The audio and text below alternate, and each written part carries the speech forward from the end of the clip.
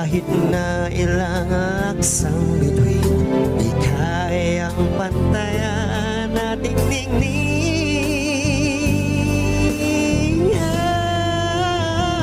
Balutin mo ako ng iwaga ng iyong pagmamahal. Hayaang matakpan ang hinang na di magtatagal. Mabuti pa kaya'y maging bituing walang ningning, kung kapalit nito'y walang paglaho mo.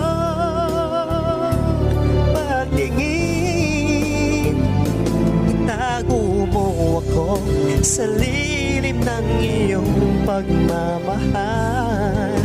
Libutin ang mapaglarang kinang ng tagumpay sa piling mo ngayon.